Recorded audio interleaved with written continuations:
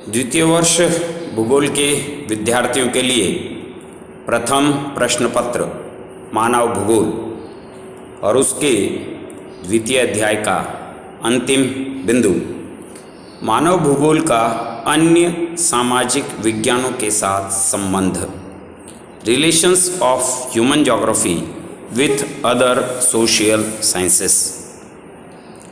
मानव भूगोल में मानव अध्ययन मुख्य रूप से सामाजिक प्राणी के रूप में किया जाता है। वह मानव भूगोल और उन सभी सामाजिक विषयों से संबंधित है।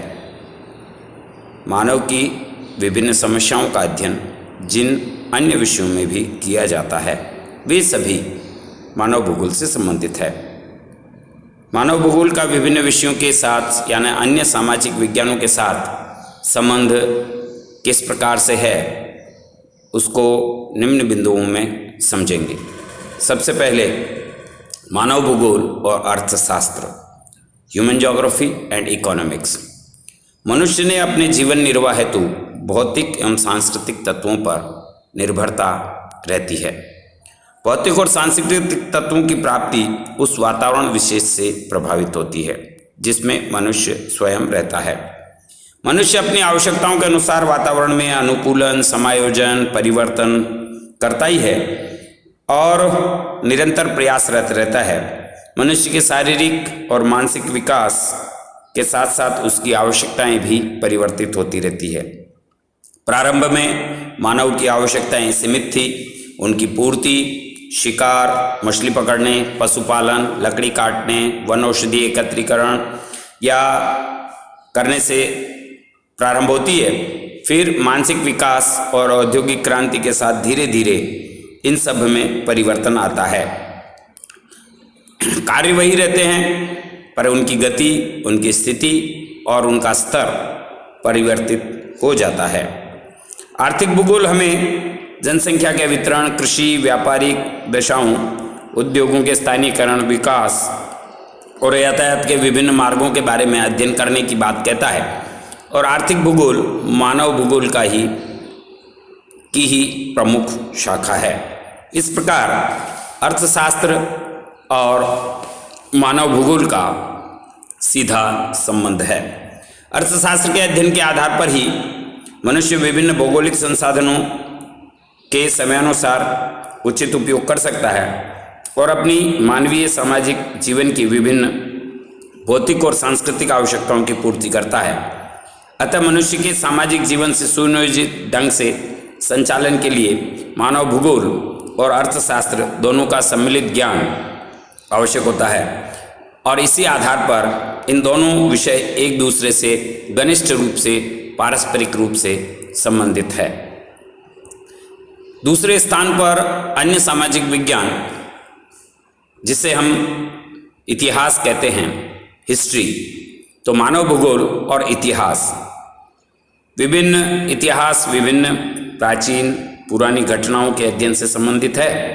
इतिहास की विभिन्न क्रियाओं, मानव की विभिन्न क्रियाओं के विकास की पृष्ठभूमि उस प्रदेश का वातावरण निर्धारित करता है। इस कारण विद्वानों का तर्क है कि इतिहास भूगोल के ज्ञान पर आधारित है। वातावरण की अनुकूलताओं का उस प्रदेश विशेष का इतिहास बनाता है। प्रोफेसर कांट ने भी इस पर विस्तार से लिखा है। सैंपल, कांट और रिटर ने इतिहास और भूगोल के दोनों विषयों के अंतर संबंधों के बारे में विस्तार से लिखा है। पृथ्वी और उसके निवासी एक दूसरे से घनिष्ठ संबंधों में बंधे हुए हैं और एक दूसरे के बिना को सही और सर्वांगीण चित्रित नहीं किया जा सकता है। अतः इतिहास और भूगोल सदैव ही अविभाज्य रहने चाहिए। यह कांट और सैंपल और रिटर ने इसी तरह के तथ्य अपनी पुस्तकों में, अपने विचारों में प्रदान किए। इससे स्पष्ट है कि इतिहास और भूगोल घनिष्ठ रूप से प्राचीन काल से एक विषय के रूप में जुड़े रहे हैं। अब यहाँ पर मानव भूगोल के संबंध में, हालांकि ऐतिहासिक भूगोल नाम से हमारी एक शाखा है भूगोल की जो मानव भूगोल का ही अंग है, परंतु मानव भूगोल की भी विषय सामग्री का अध्ययन जब हम करते हैं तो इतिहास के साथ जुड़ी हुई है। विभिन्न मानव जातियों का प्रजातियों का अध्ययन, मानव का प्रवास, मानव के विकास की अवस्थाएं, मानव के आर्थिक क्रियाओं की अवस्थाएं, ये सब भी हम विकास की प्रक्रिया में हम देखते हैं, जिसको हम टेम्पोरल चेंजेज या समय और कालिक परिवर्तन की जो अवधारणा है, जो हमने आर्थिक भूगोल में पढ़ी है, देखी है, समझी है, उसका भी सीधा सीधा संबंध ऐतिहासिक तथ्यों के साथ है। इस प्रकार इस इतिहास की विभिन्न घटनाओं के अध्ययन के आधार पर ही मनुष्य की वर्तमान समस्याओं का निवारण या निराकरण किया जाता है। अतः भूगोल इतिहास के अध्ययन के द्वारा भूतकालिक मानवीय झांकियों के आधार पर ही मनुष्य की विभिन्न समस्याओं के अध्ययन का प्रयास कर उनका समाधान भी करता है। तो मानव भूगोल और इतिहास परस्पर घनिष्ठ रूप से संबंधित है, एक दूसरे से अंतर्लेपित है, एक दूसरे के ऊपर एक तरह से ओवरलैपिंग जिसको कह सकते हैं, वैसा हमें देखने को मिलता है। तीसरे स्थान पर मानव भूगोल और राजनीतिक विज्ञान, political science and human geography. राजनीतिक विज्ञान के रूप में सरकार, प्रशासनिक कार्य, राज्य प्रमुख, राजनीतिक संगठन, राष्ट्रीय एकता, अंतर्राष्ट्रीय नीतियां आदि का विशेष रूप से अध्ययन किया जाता है और इनका उस क्षेत्र विशेष के ये सब चीज़ें भौगोलिक वातावरण से प्रभावित होती है। उस क्षेत्र की प्राकृतिक स्थिति, विस्तार, जलवायु, जनसंख्या, समुद्र, स्थलीय सीमा और विशेषकर राजनीतिक विचारों का उदय परोक्ष और अप्रत्यक्ष रूप से भौगोलिक तत्वों से ही प्रभावित होता है। उस देश का विकास, उस देश की राजनीति, उस देश की नीति संसाधनों की उपलब्धता के आधार पर निर्धारित होती है। संसाधनों को प्राप्त करने की होड़ में ही साम्राज्यवाद का विकास हुआ, प्रथम और द्वितीय विश्व युद्ध हुए और वर्तमान में भी जो आर्थिक साम्राज्यवाद हमें दिखाई दे रहा है, विकसित देशों, विकासशील देशों और अविकसित देशों के बीच में जो WTO है, विभिन्न प्रकार के व्यापारिक संगठन हैं, व्यापारिक नीतियां हैं, उन सब का निर्माण भी जो है कहीं न कहीं राजनीतिक विज्ञान के अध्ययन का विषय है। तो राजनीतिक विज्ञान और वहाँ की भूगोल एक दूसरे से अंतर संबंधित है। राजनीतिक विज्ञान का ही एक पहलू है भू राजनीति, वह भी उस क्षेत्र की विभिन्न दशाओं के बारे में बात करता है। साम्राज्यवाद आदि का हल भी भौगोलिक परिस्थितियों के आधार पर ही संभव हो सका है। अतः मानव भूगोल और राजनीतिक शास्त्र दोनों विषय मानव के अध्ययन पर आधारित है और राजनीति मानव का किया गया कार्य है। इसलिए राजनीतिक भूगोल और राजनीतिक विज्ञान और मानव भूगोल एक दूसरे से संबंधित विषय माने जाते हैं। अगला विषय है मानव भूगोल और समाजशास्त्र। मनुष्य एक सामाजिक प्राणी है, यह समाजशास्त्र के विषय का केंद्र बिंदु है और मनुष्य मानव भूगोल के अध्ययन का केंद्र है। मनुष्य के द्वारा की गई सामाजिक रचनाएं, मनुष्य का विकास, मनुष्य की सामाजिक समस्याएं, ग्रामीण नगरीय जनसंख्या, इन सब का कहीं न कहीं समाजशास्त्र में अध्ययन किया जाता होगा। प्रोफेसर रीड्स महोदय के अनुसार मानव समाज का अध्ययन मुख्य रूप से भौतिक दशाओं, प्राणी जगत और मानव तत्वों के कारकों के आधार पर होता है। इसी प्रकार प्रोफेसर ब्रायन, हस्टन, लेप्ले, क्वीन आदि समाजशास्त्रियों ने भी ऐसे ही विचार दिए हैं।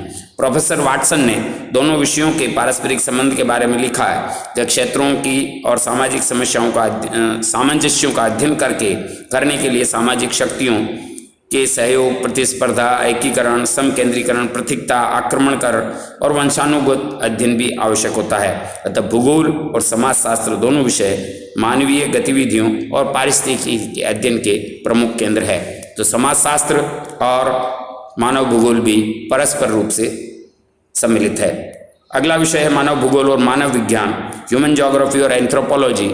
तो एंथ्रोपोलॉजी मनुष्य के नृ विज्ञान यानी मानव के विज्ञान के अंतर्गत मनुष्य के जन्म से लेकर अब तक का जो विभिन्न प्रजातियां हैं, उनके गुणधर्म हैं, उनका विकास का प्रक्रम है, उद्भव, उस पर चर्चा करता है। तो मानव हमारे केंद्र बिंदु है और मानव प्रजातियों का अध्ययन भी हमने मानव भूगोल के अंतर्गत पाठ्यक्रम में सम्मिलित किया गया है। मानव के द्वारा किए जाने वाले अनुकूलन, समायोजन और उस पर पड़ने वाले प्रभावों का भी अध्ययन मानव भूगोल के अंतर्गत किया जाता है। इसलिए मानव भूगोल और यह जो मानव विज्ञान है, एंथ्रोपोलॉजी है, परस्पर और घनिष्ठ रूप से एक दूसरे से संबंधित है। मानव भूगोल और सैन्य विज्ञान, ये ह्यूमन ज्योग्राफी और मिलिट्री साइंस, ये बिल्कुल नया विषय हो सकता है, परंतु वर्तमान में जो विभिन्न देशों के बीच में प्रतिस्पर्धा और जिस भू राजनीति की बात हुई, जहां पर विज्ञान तकनीकी के विकास के साथ सैनिक विज्ञान पूरी तरीके से प्रभावित है उस तकनीक से, परंतु सैनिक विज्ञान और उनकी आवश्यकता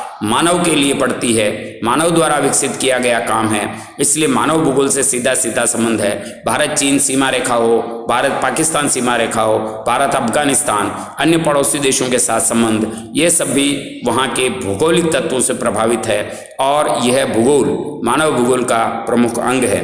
वर्तमान में भौगोलिक सूचना तंत्र GIS और ग्लोबल पोजिशनिंग सिस्टम का उपग्रहों के माध्यम से अध्ययन करके सैन्य विज्ञान में उनका प्रयोग किया जा रहा है। ठीक इसी प्रकार से इन तत्वों का भी, इन विधाओं का अध्ययन मानव भूगोल की विभिन्न शाखाओं में, मानव भूगोल के विभिन्न विषयों में, मानव भूगोल की समस्याओं को समझने के लिए भी किया जाता है। इसलिए मानव विज्ञान, मानव भूगोल और सैन्य विज्ञान भी घनिष्ठ रूप से एक दूसरे से संबंध है।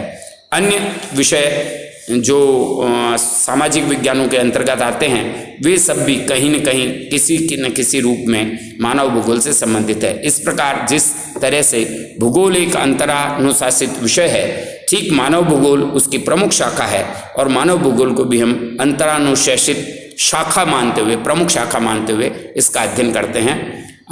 आज इतना ही, यह अध्याय यहीं पूर्ण होता है। बहुत बहुत धन्यवाद। नमस्कार।